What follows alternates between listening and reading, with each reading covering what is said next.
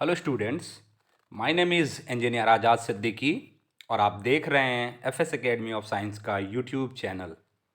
आज के इस वीडियो लेक्चर में हम बात करेंगे जो कल हमने पिछले लेक्चर को छोड़ा था उसके आगे, यानी क्वेश्चन नंबर 30 तक हमने पिछले लेक्चर में देख लिया था। आज 30 के आगे का शुरू करेंगे हम लोग। डिटेल एक्सप्लेनेशन होगा, थोड़ा टाइम ज़्यादा लग सकता है, so kindly bear with me so that you get entire concept with full details. So इससे पहले कि हम क्वेश्चन नंबर 31 देखें, एक क्वेश्चन जो मैंने कल डिस्कस किया था 1/4πε0 की वैल्यू, और वहाँ यूनिट मैंने एप्सिलॉन नॉट का डिस्कस कर दिया था जो कि एक प्योरली मिसअंडरस्टैंडिंग था। आज उसको डिस्कस करेंगे फिर आगे बढ़ेंगे। इसका वैल्यू पूछा था 1/4πε0 जो कि होता है 9 × 10⁹ न्यूटन मीटर स्क्वायर पर कूलम स्क्वायर। बिल्कुल सही है ये यूनिट भी और मैग्नीट्यूड वैल्यू भी। इसी चीज़ को हम बोलते हैं के। 1/4πε0 को हम बोलते हैं के, और फॉर्मूला होता है F=K Q1 Q2/R²। और यहाँ से के को इक्वेट करेंगे तो R² क्रॉस शिफ्टिंग में FR²/Q1 Q2 K, यानी 1/4πε0।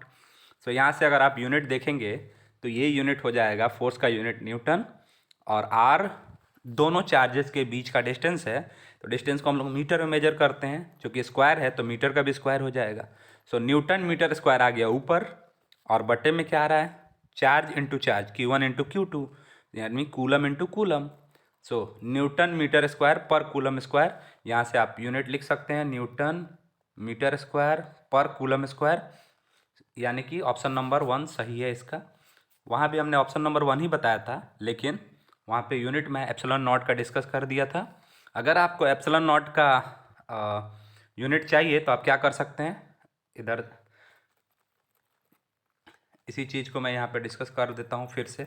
एप्सिलॉन नॉट का चाहिए आपको तो आप क्या करेंगे, यहाँ पे के को नीचे कर देंगे और एप्सिलॉन नॉट को यहाँ पे कर देंगे 1/4π और के यूनिट को पलट देंगे, यानी उसका हो जाएगा इसका उल्टा, कूलम स्क्वायर पर न्यूटन पर मीटर स्क्वायर। और एप्सिलॉन नॉट का एक और यूनिट होता है फैराड पर मीटर, वो भी मैंने डिस्कस किया था। अब बढ़ेंगे हम लोग अगले क्वेश्चन की तरफ, question number 31। So question number 31, हाँ, क्वेश्चन नंबर 31 है, उत्तल लेंस द्वारा निम्नलिखित में से कौन सा दृष्टि दोष दूर किया जाता है। Which of the following I defect is removed by convex lens. पूछ रहा है कि कॉन्वेक्स लेंस का यूज करके कौन सा आंख का जो दोष होता है, आई डिफेक्ट होता है, उसको दूर किया जाता है। मैं इसमें चारों डिस्कस कर दूंगा, आप ध्यान से इसको नोट बना लें और हमेशा के लिए याद कर लें। पहला जो आई डिफेक्ट होता है उसको हम लोग बोलते हैं इंग्लिश में मायोपिया, या उसी चीज़ को बोला जाता है शॉर्ट साइटेडनेस या नियर साइटेडनेस। हिंदी में बोला जाता है निकट दृष्टि दोष।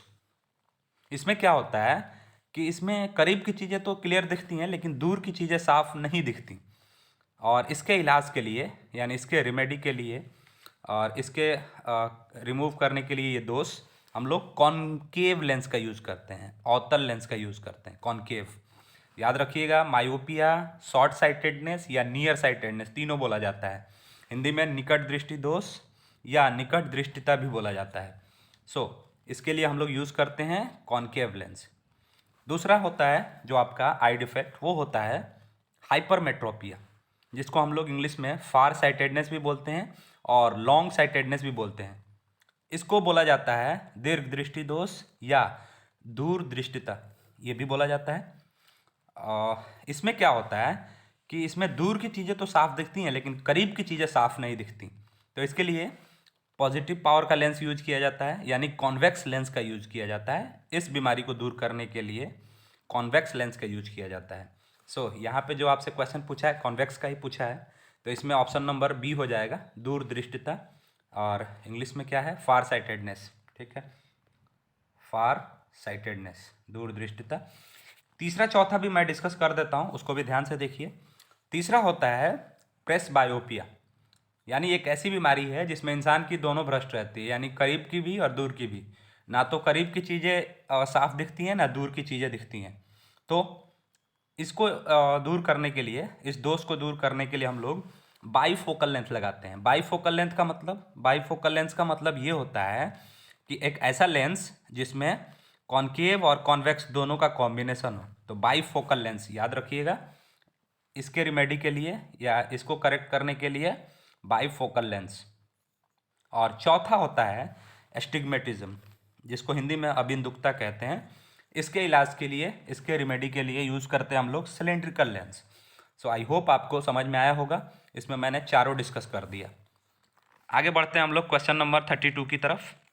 वर्ण विक्षेपण क्षमता के लिए निम्नलिखित में से कौन सा संबंध सही है? Which of the following relations is correct for dispersive power?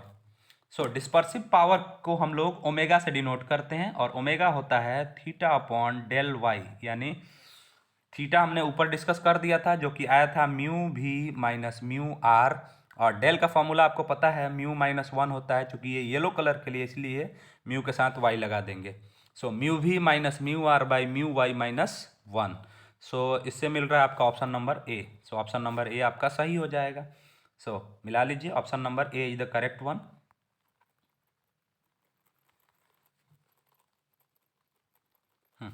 तो 32 भी हो गया। 33 की तरफ बढ़ेंगे हम लोग।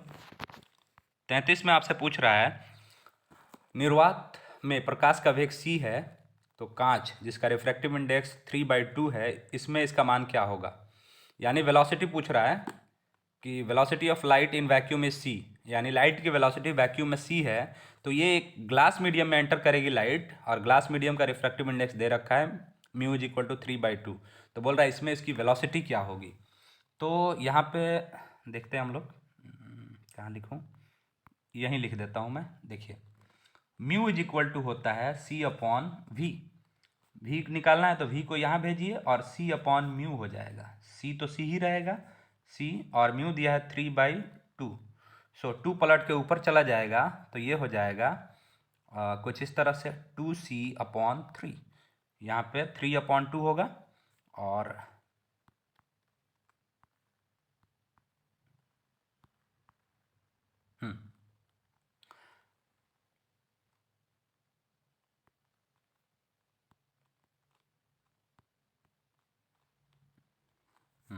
इसको फिर से देखिए, c अपॉन नू, क्योंकि भी को इधर भेज देंगे तो नू नीचे आ जाएगा, c तो c ही रहेगा, और नू का वैल्यू दिया है 3/2, तो ये 2 पलट के ऊपर जाएगा तो ये हो जाएगा v is equal to 2c/3।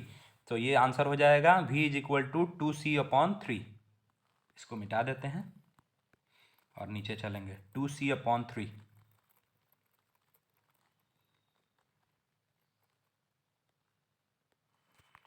v is equal to 2c/3। So इसका ऑप्शन नंबर बी के साथ जाएंगे, सॉरी 2c/3 ओके।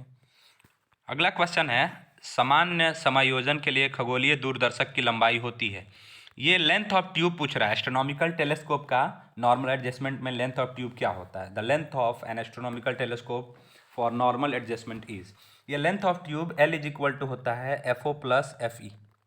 सो हम लोग जाएंगे ऑप्शन नंबर डी के साथ, option number D FO plus FE। आगे बढ़ेंगे।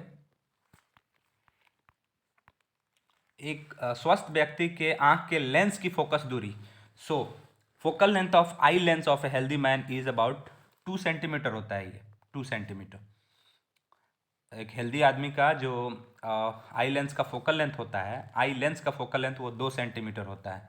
आगे बढ़ेंगे। एक एलिमेंट दिया है x और ऊपर दिया उसका एटॉमिक मास नंबर और नीचे दिया है एटॉमिक नंबर। बोल रहा है इसमें अल्फा 6 निम्नलिखित में से कौन सा निरूपित करता है, यानी कौन सा इंडिकेट कर रहा है कि, कौन सा रिप्रेजेंट कर रहा है कि अल्फा डीके हो रहा है। Which of the following represents the alpha decay? तो अल्फा डीके के लिए एक चीज़ याद रखिए, अल्फा डीके कभी भी होगा ना तो उसमें जो ए नंबर है उसमें 4 की कमी आएगी, A-4 होगा, और जो Z नंबर है उसमें 2 की कमी आएगी। डैट मीन्स मास नंबर में से 4 कम होगा और एटॉमिक नंबर में से 2 कम होगा। देखिए किसमें 4 और 2 कम हो रहा है, तो पहले में ही हो रहा है। और आपको पता है कि अल्फा पार्टिकल हीलियम का न्यूक्लियस होता है। सो option number A is the right one, क्योंकि देखिए ऊपर से A-4 हुआ है और नीचे से Z-2 हुआ है। ठीक है, सो A-4 और Z-2 जिसमें हो वो समझिए कि वो अल्फा डीके हो रहा है। सो option number A is the correct one. आगे बढ़ेंगे हम लोग। आगे क्वेश्चन नंबर 37, निम्नलिखित में से कौन सा मौलिक कण नहीं है? Which of the following is not a fundamental particle? तो फंडामेंटल पार्टिकल कौन कौन होते हैं? इलेक्ट्रॉन, प्रोटॉन और न्यूट्रॉन। तो इसमें इलेक्ट्रॉन, न्यूट्रॉन, प्रोटॉन को छोड़ दीजिए, फंडामेंटल पार्टिकल अल्फा पार्टिकल नहीं है। सो अल्फा पार्टिकल पे मार देंगे कि alpha particle is not a fundamental one. आगे बढ़ते हैं हम लोग। टीवी प्रसारण के लिए निम्नलिखित में से कौन सा आवृत्ति प्रास है? तो ये मेगा हर्ट्ज का होता है। जो टीवी ब्रॉडकास्ट होता है ना, वो मेगा हर्ट्ज का होता है। Which of the following is the frequency range for TV broadcasting? तो इसमें सी वाला आंसर हो जाएगा 30 से 300 मेगा हर्ट्ज का। उसके बाद अगला क्वेश्चन है, क्षीणता को मापने के लिए निम्नलिखित में से कौन सा मात्रक सही है? तो अटेन्यूएशन को हम लोग डेसिबल में मेजर करते हैं। Which of the following unit is correct for measuring attenuation? Which of the following unit is correct to measure attenuation? यानी क्षीणता को मेजर करने के लिए कौन सा यूनिट रहेगा? तो डेसिबल। ठीक है, ऑप्शन नंबर ए हो जाएगा। एक पी प्रकार अर्धचालक होता है। P type semiconductor is positively charge, negatively charge, uncharge at absolute zero temperature but charge at higher temperature. कोई भी टाइप हो, पी टाइप हो या एन टाइप हो, उस पर कोई चार्ज नहीं होता, उसका चार्ज जीरो होता है। डैट मीन्स हम लोग क्या लिखेंगे? अनचार्ज होता है वो, चाहे वो पी टाइप हो या एन टाइप हो, वो अनावेशित होता है, अनचार्ज होता है, उसका टोटल चार्ज जीरो होता है। डैट मीन्स न्यूट्रल होता है। टोटल चार्ज का मतलब कि number of proton, number of electron दोनों बराबर हो। ऐसा नहीं कि उस पर चार्ज नहीं है, न्यूट्रल बोलेंगे हम लोग, टोटल चार्ज जीरो। हाइड्रोजन परमाणु में इलेक्ट्रॉन की न्यूनतम कक्षीय कोणीय संवेग होता है। The minimum orbital angular momentum of an electron in hydrogen atom is. So जो एंगुलर मोमेंटम होता है वो होता है L is equal to NH/2 से दिया जाता है ये। तो बोर मॉडल में ये बताया गया था कि एंगुलर मोमेंटम इलेक्ट्रॉन का NH/2 होना चाहिए। सो पहले ऑर्बिट के लिए n के जगह पे 1 आ जाता है, दूसरे ऑर्बिट के लिए n के जगह पे 2 आ जाएगा, तीसरे ऑर्बिट के लिए 3, इस तरह से होता है ये। सो इसमें देखिए कि n का इंटीग्रल मल्टीपल कौन है। सो n के जगह पर अगर 1 रख देंगे हम लोग तो h/2 आ जाएगा। So we will go with option number C, h/2। So h/2 is the right answer. ये होता है L is equal to NH/2। आगे बढ़ेंगे।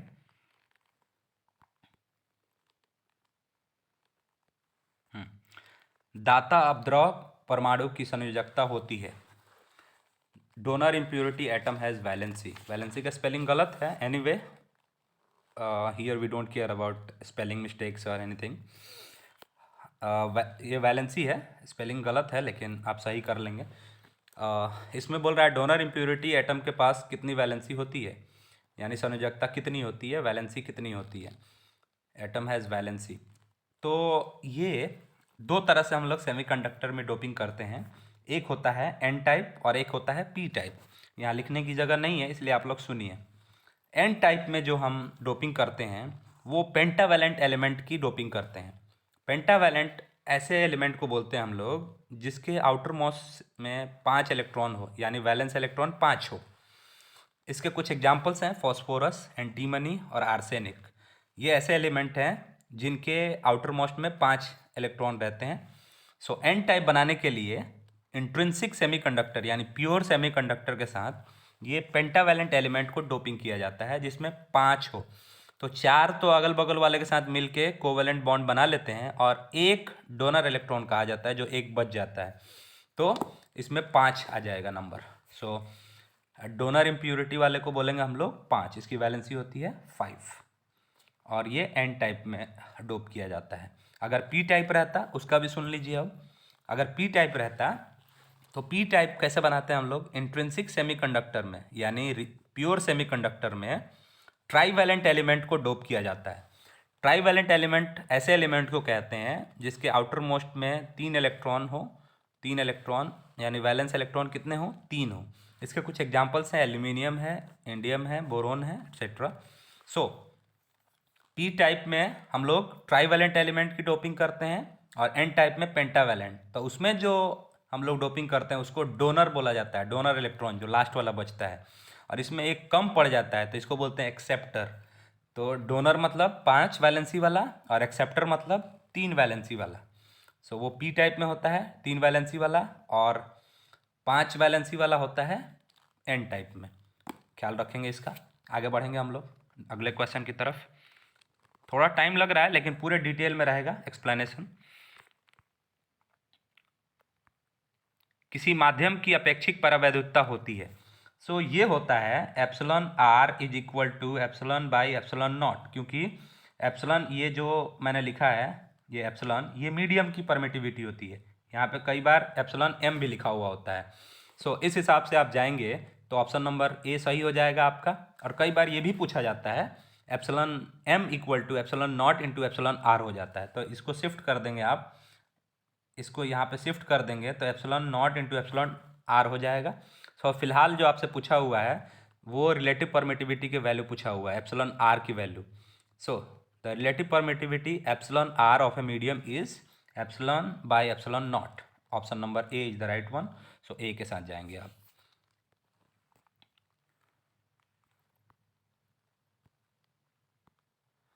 आगे बढ़ेंगे हम लोग। क्वेश्चन नंबर है 44। एक बिंदु आवेश Q से R दूरी पर विद्युत विभव का मान होता है। देखिए, पॉइंट चार्ज Q से R दूरी पर जो इलेक्ट्रिक फील्ड होता है वो होता है KQ/R², यानी 1/4πε0 इंटू Q/R²। और जो पोटेंशियल होता है वो होता है 1/4πε0 Q/R। सो पोटेंशियल का फॉर्मूला हम लोग सीधा सीधा 1/4πε0 Q/R, कई बार ऐसा लिखा हुआ होता है KQ/R। तो इस तरह से हम लोग ऑप्शन नंबर ए के साथ जाएंगे। आगे बढ़ेंगे। आवेश का पृष्ठ घनत्व तो बराबर होता है, यहाँ पे समझ लीजिए ये 3 होता है इसमें। एक होता है lambda is equal to Q/L, एक होता है sigma is equal to Q/A, और एक होता है रो इज इक्वल टू Q/V। इसको बोलते हैं लीनियर चार्ज डेंसिटी, इसको बोलते हैं सरफेस चार्ज डेंसिटी, और इसको बोलते हैं वॉल्यूमेट्रिक चार्ज डेंसिटी। सो यहाँ पे पूछा है आवेश का पृष्ठ घनत्व यानी सरफेस चार्ज डेंसिटी। नीचे चलेंगे, सरफेस चार्ज डेंसिटी तो ये हो जाएगा कुल एरिया बाई कुल क्षेत्रफल, सॉरी कुल आवेश बाई कुल क्षेत्रफल, तो ये हो जाएगा कुल आवेश बाई कुल क्षेत्रफल। इंग्लिश में surface density of charge is equal to total charge by total area. अगर आपसे इसमें सरफेस एरिया पूछा है या सरफेस डेंसिटी ऑफ चार्ज या एरियल डेंसिटी ऑफ चार्ज भी पूछता है या एरियल चार्ज डिस्ट्रीब्यूशन कहता तो ये है। अगर आपसे कहता लीनियर चार्ज डिस्ट्रीब्यूशन तब आप करते क्यू को एल से डिवाइड करते, एरियल में क्यू को ए से डिवाइड करेंगे एरिया से, और वॉल्यूम पे पूछेगा तो क्यू को वी से डिवाइड करेंगे। अब तीनों का यूनिट भी देख लीजिए। चार्ज का यूनिट होता है कूलम और लेंथ का यूनिट मीटर, तो कूलम पर मीटर हो गया इसका, और इसका हो जाएगा कूलम पर मीटर स्क्वायर, इसका हो जाएगा कूलम पर मीटर स्क्वायर, और इसका हो जाएगा कूलम, इसका हो जाएगा कूलम पर मीटर क्यूब, वॉल्यूम का मीटर क्यूब, और ऊपर चार्ज है कूलम, तो कूलम पर मीटर क्यूब। इसका हो जाएगा कूलम पर मीटर स्क्वायर, क्योंकि एरिया का यूनिट होता है मीटर स्क्वायर और चार्ज का यूनिट कूलम। सो इसका यूनिट हो जाएगा कूलम पर मीटर स्क्वायर, और इसका यूनिट हो जाएगा कूलम पर मीटर, जो मैंने यहाँ लिखा है। अगर डायमेंशनल फार्मूला की बात करेंगे तो डायमेंशनल फार्मूला भी सुन लीजिए। डायमेंशनल फार्मूला हो जाएगा आपका, लेमडा वाले का पहले दिखा देता हूँ। चार्ज का तो होता है AT और नीचे L है, ऊपर ले जाएंगे तो L-1। सब में ऊपर चार्ज है AT तो तीनों में है। लेंथ वाले के लिए L-1, और ये यहाँ पे नीचे एरिया है तो ये हो जाएगा AT/L-2, और तीसरे वाले का वॉल्यूम वाले का हो जाएगा AT/L-3। इस तरह से आप इसका डायमेंशनल फार्मूला भी लिख देंगे। और यूनिट क्या बताया मैंने, फिर से एक बार लिख देता हूँ यूनिट। लीनियर वाले का यूनिट होता है कूलम पर मीटर, एरिया वाले का होता है कूलम पर मीटर स्क्वायर, और वॉल्यूम वाले का होता है कूलम पर मीटर क्यूब, और ये है तीनों का dimensional formula. I hope you understand. तो कुछ एक्स्ट्रा डिटेल्स भी मैं आपको बताते चल रहा हूँ, उसको भी देखते जाइएगा। टाइम तो लगेगा लेकिन एक बेहतर एक्सप्लेनेशन के साथ दूंगा मैं। आगे बढ़ते हैं। यहाँ पे तो हो जाएगा total charge by total area Q/A, sigma से डिनोट करते हैं। पानी का परावैद्युत स्थिरांक होता है। ये गलत लिखा हुआ है हिंदी में, no problem.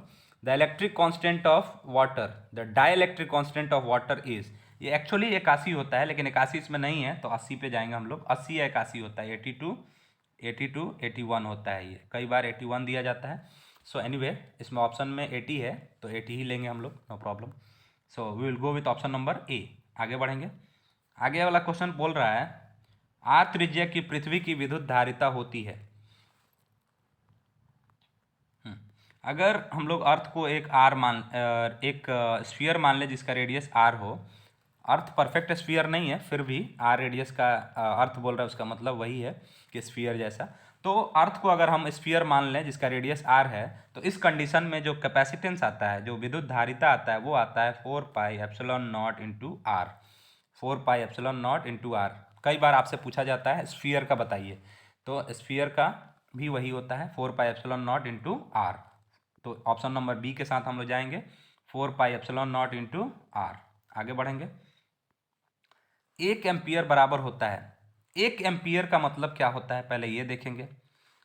I is equal to Q upon T होता है। सो I को हम लोग यूनिट क्या बोलते हैं, एम्पियर, और एम्पियर किसके बराबर हुआ, चार्ज का यूनिट कूलम और टाइम का यूनिट सेकंड।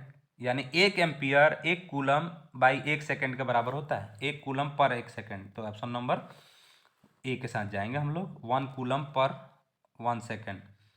यहाँ पे क्यू सेकंड नहीं है, 1 सेकंड है, 1 कूलम बाई 1 सेकंड। ओके, आगे बढ़ेंगे हम लोग।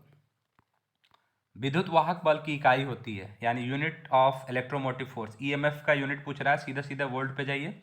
ईएमएफ को भी वोल्ट में मेजर किया जाता है। ओके, अगला है ट्रांसफार्मर के लिए निम्नलिखित में से कौन सा सही है। Which of the following is correct, which of the following is correct for transformer. तो सबसे पहले ट्रांसफार्मर का डेफिनेशन ही बता देता हूं मैं आपको।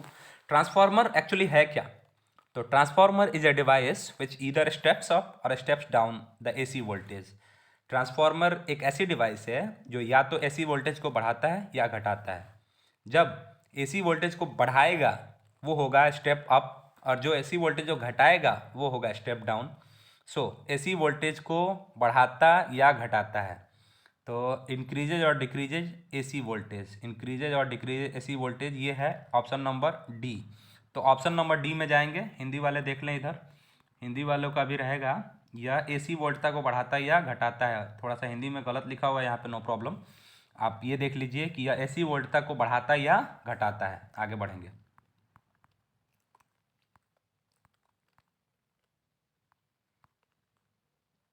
इसको रफ किया जाए। पूछ रहा है चुंबकीय ध्रुव प्राबल्य का एसआई मात्रक है। The unit of SI unit of magnetic pole strength, pole strength का यूनिट पूछ रहा है। सो आपको याद होगा कि जैसे F इज इक्वल टू होता है क्यू ई इलेक्ट्रिक फील्ड में, वैसे ही मैग्नेटिक फील्ड में होता है F is equal to M into B. So यहाँ से m निकालेंगे तो ये हो जाएगा F by B. So force का यूनिट होता है न्यूटन। कहाँ लिखा जाए,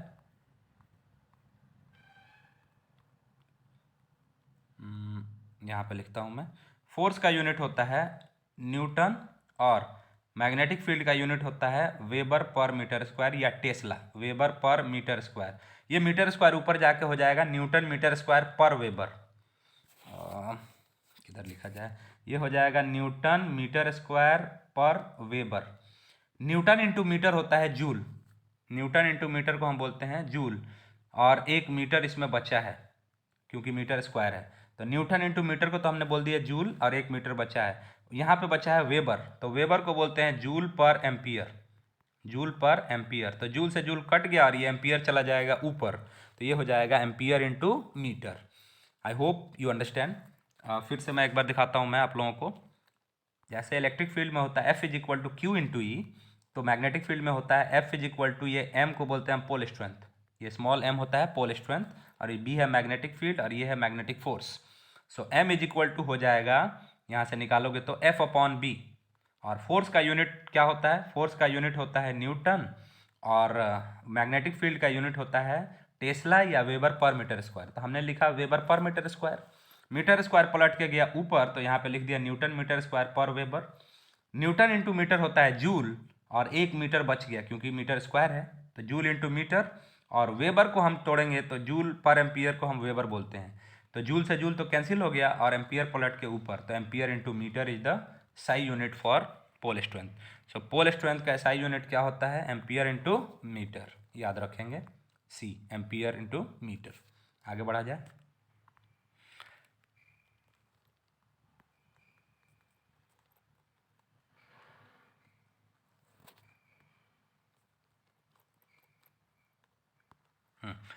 पृथ्वी के चुंबकीय ध्रुव पर नमन कोण का मान होता है, the value of angle of dip at magnetic pole of earth is.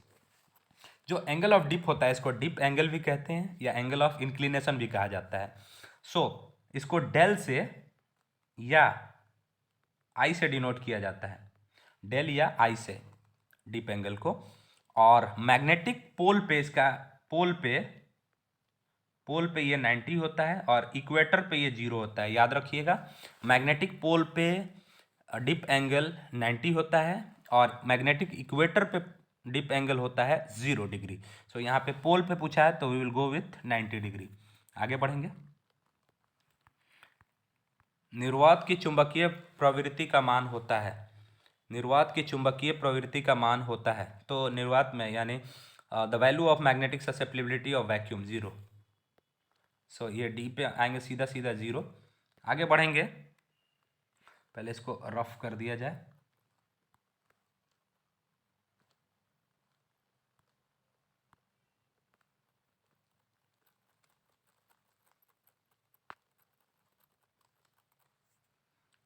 Okay.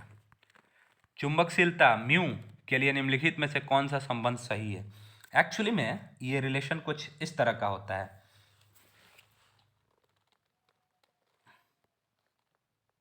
H is equal to B by mu minus M. अगर देर इज नो मटेरियल तो ये जो m है इसको हम लोग बोलते हैं इंटेंसिटी ऑफ मैग्नेटाइजेशन या मैग्नेटाइजेशन वेक्टर, ये 0 हो जाता है अगर मटेरियल नहीं है तो बच क्या गया? H equal to B upon you.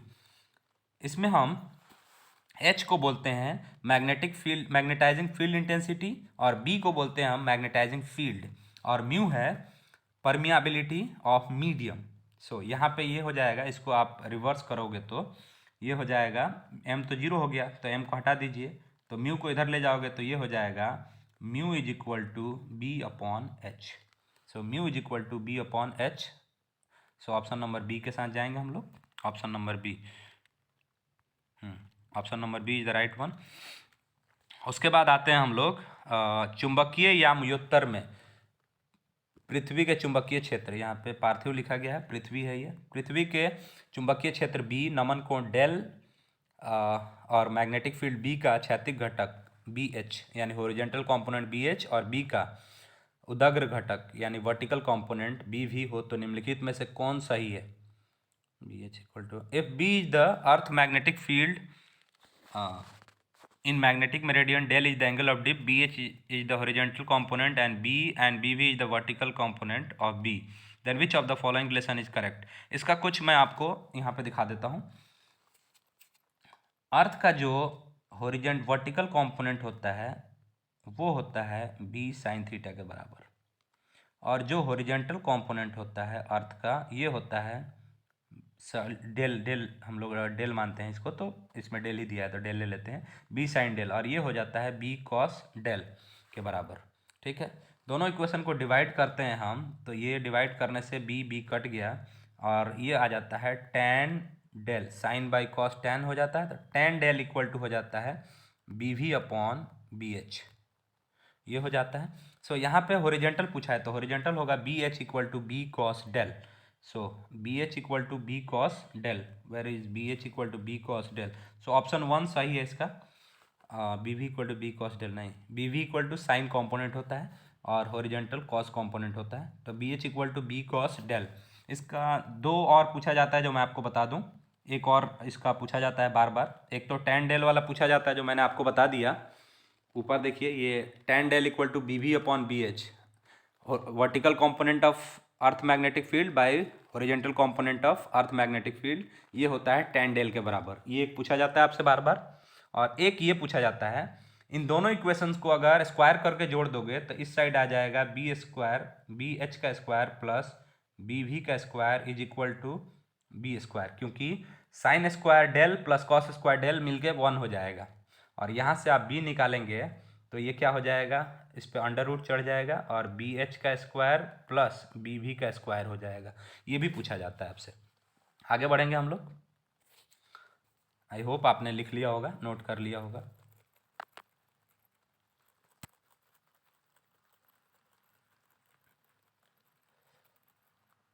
Anyway आगे बढ़ते हैं।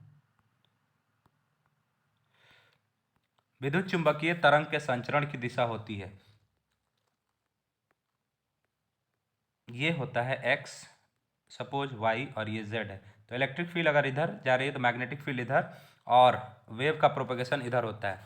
सो E क्रॉस B से निकाला जाता है हमेशा, ये याद रखिए E क्रॉस B के पैरेलल होगा, तो E क्रॉस B से निकाला जाता है।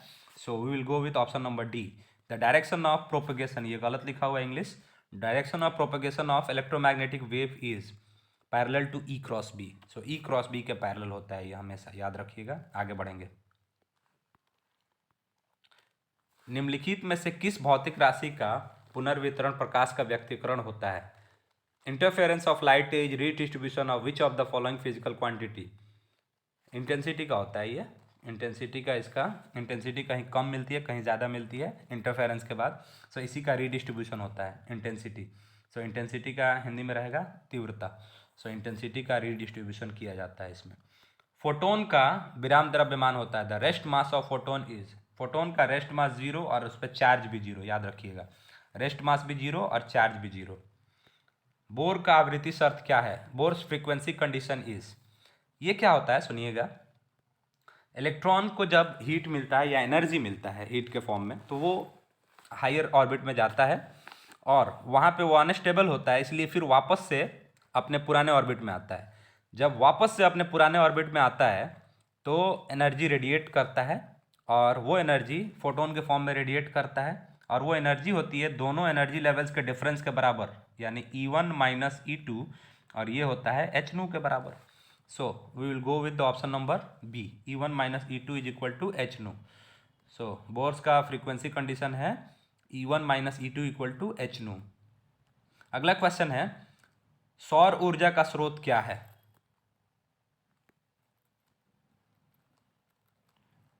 सौर ऊर्जा का स्रोत क्या है? The source of solar energy nuclear fusion होता है और उसके अंदर फ्यूल हाइड्रोजन है। सो न्यूक्लियर फ्यूजन, ऑप्शन नंबर 4 के साथ जाएंगे हम लोग, न्यूक्लियर फ्यूजन, जिसको नाभिकीय संलयन कहा जाता है, डी। ओके, सोलर एनर्जी का सोर्स न्यूक्लियर फ्यूजन। निम्नलिखित में से कौन सा अच्छा चालक, विद्युत का सबसे अच्छा चालक निम्नलिखित में से कौन सा है? Which of the following is the best conductor of electricity. सीधा सीधा सिल्वर के साथ जाइए, सिल्वर है, कॉपर है, गोल्ड है, जिंक है, तो सिल्वर के साथ जाइए सीधा सीधा। उसके बाद बात करते हैं हम लोग 62 नंबर क्वेश्चन की। 62 नंबर क्वेश्चन आपसे कह रहा है, 62 में आपसे बोल रहा है नॉर गेट का बुलियन एक्सप्रेशन होता है। तो नॉर गेट का चारों दिखा देता हूं मैं, ध्यान से देख लीजिए। a plus B is equal to Y हो, ये होता है और गेट का। a into B is equal to Y हो, ये होता है एंड गेट का। और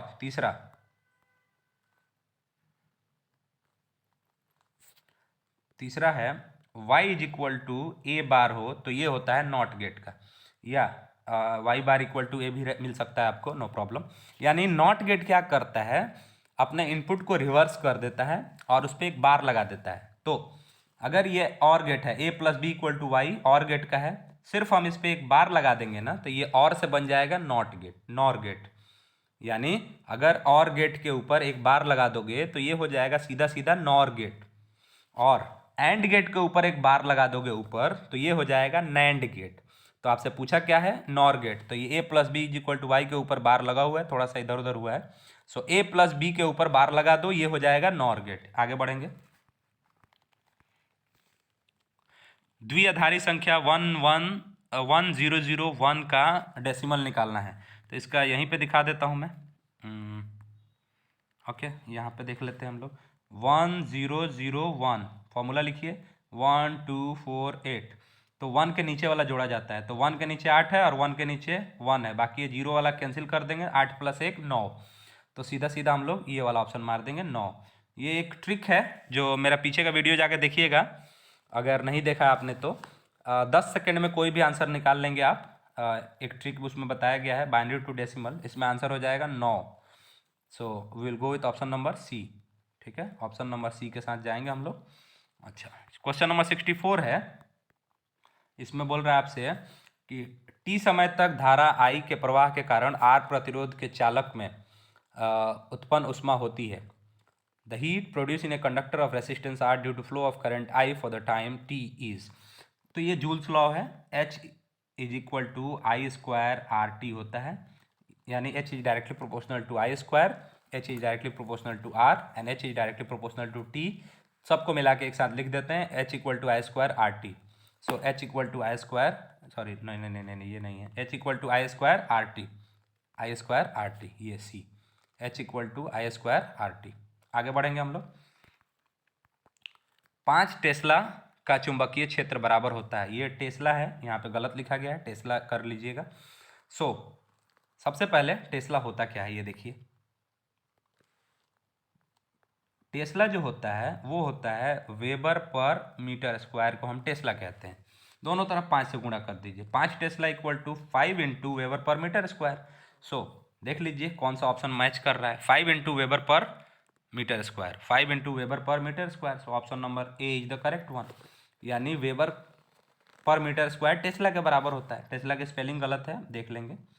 सो ये हो जाएगा 5 × वेबर पर मीटर स्क्वायर। वेबर का भी स्पेलिंग गलत है, no problem, we don't have to care about the spellings and all, सही आना चाहिए आपको। आगे बढ़ेंगे हम लोग। प्रतिवर्ती धारा आरएमएस मान IRMS, प्रतिवर्ती धारा में आरएमएस मान यानी IRMS और प्रतिवर्ती धारा का शिखर मान I0 के बीच संबंध होता है। The relation between RMS value of alternating current IRMS and peak value of alternating current I0 is, ये रिलेशन होता है कुछ इस तरह का, IRMS = I0/√2। सो इसको हम ऐसे भी तो लिख सकते हैं 1/√2 × I0, और इसको फिर यहाँ पे ऐसे लिख दीजिए 1/√2 का मतलब होता है 1.41, तो 1.41 1/1.41 × I0। सो 1/1.41 करेंगे तो आता है 0.707 I0। सो इस तरह से 0.70, सो ऑप्शन नंबर सी के साथ जाएंगे, 0.707 I0 is the correct answer. So we will go with option number C. Option number C क्या है, हाँ, IRMS = ये 0.707 I0। ये याद रखिएगा I0/√2 होता है, IRMS = I0/√2, और 1/√2 कीजिएगा तो 1/1.41 और आ जाएगा 0.707। आगे बढ़ेंगे। कोणीय आवृत्ति ओमेगा वाले प्रत्यावर्ती धारा परिपथ में L प्रेरकत्व वाले प्रेरक द्वारा उत्पन्न प्रेरित प्रतिघात का मान होता है। Inductive reactance offered by an inductor of inductance angular frequency omega is, ये होता है कुछ इस तरह का।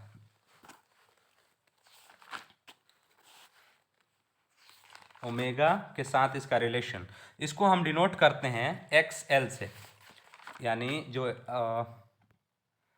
आपका इंडक्टिव रिएक्टेंस होता है जिसको प्रेरित प्रतिघात कहा जाता है, इसको हम डिनोट करते हैं XL से, और ये होता है ओमेगा × L के बराबर।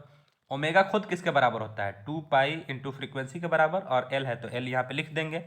तो कई बार आपसे ये पूछता है और कई बार आपसे ये पूछता है, तो इस बार क्या है ऑप्शन में ओमेगा × N, तो ओमेगा × L मार देंगे हम लोग, ये हो जाएगा। ठीक है, आगे बढ़ेंगे। ओके, आगे है शक्ति गुणांक के लिए निम्नलिखित में से कौन सा संबंध सही है। Which of the following relation is correct for power factor, ये होता है शक्ति गुणांक का power factor equal to true average power by apparent average power. So option number C, ये सीधा सीधा फॉर्मूला है ये। सो इसको पहले रफ किया जाए।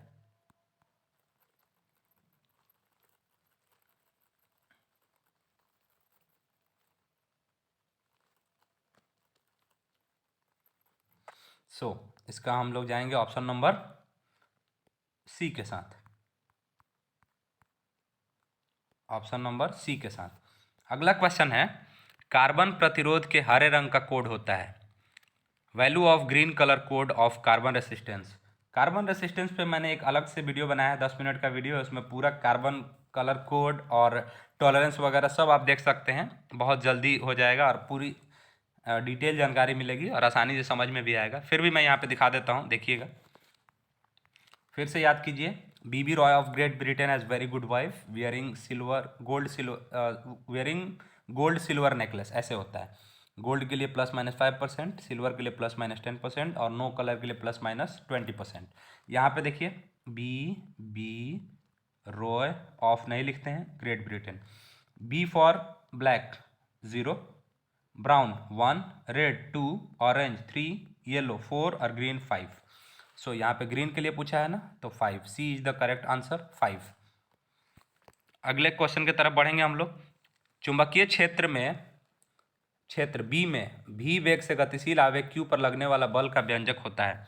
सो मैग्नेटिक फील्ड में जो फोर्स लगता है वी वेलोसिटी से चलने वाले चार्ज पे, वो लगता है कुछ इस तरह का, F = QVB साइन थीटा। तो ए बी साइन थीटा को हम A×B बोलते हैं, तो VB साइन थीटा को हम V×B नहीं बोल सकते। सो ये हो जाएगा F = Q × V×B। So we will go with option number A, F = Q × V×B। So 70 हो गया और वीडियो भी लंबा हो रहा है। सो अगला, इसके आगे का क्वेश्चन हम लोग अगले वीडियो में करेंगे। एक और है जो कि इसको देख लेते हैं, क्योंकि पिछले लेक्चर में इसको निपटा चुका हूँ, फिर से देख लेते हैं एक बार। यहाँ पे विद्युत तीव्रता का मात्रक, SI मात्रक, the SI unit of electric field intensity is. Electric field का दो फॉर्मूला आपको बताया था मैंने पिछले लेक्चर में। एक होता है फोर्स अपॉन चार्ज और एक होता है dV/dr। यहाँ पे माइनस भी रहता है, but we don't have to care about the direction minus and all. So dV/dr, यहाँ से देखेंगे तो फोर्स का यूनिट न्यूटन और चार्ज का कूलम। सो ये हो जाएगा न्यूटन पर कूलम। लेकिन इसका एक और यूनिट होता है जो मैंने पिछले लेक्चर में बताया था, dV का मतलब वोल्ट और dr डिस्टेंस है मतलब मीटर, वोल्ट पर मीटर भी होता है। तो याद रखिएगा, न्यूटन पर कूलम के अलावा इसका यूनिट वोल्ट पर मीटर भी होता है। 71 तक हो गया है, 71 के आगे हम लोग अगले लेक्चर में देखेंगे। Thank you so much, stay with us. कल 71 के आगे कल आएगा। Thank you so much. 2021 का पूरा पेपर ख़त्म हो गया और बहुत ज़्यादा पीछे रिपीट नहीं किया जा रहा है आजकल। इसमें से बहुत सारा क्वेश्चन आपके मॉडल पेपर में भी था। So thank you so much for staying with me. See you again in next video lecture.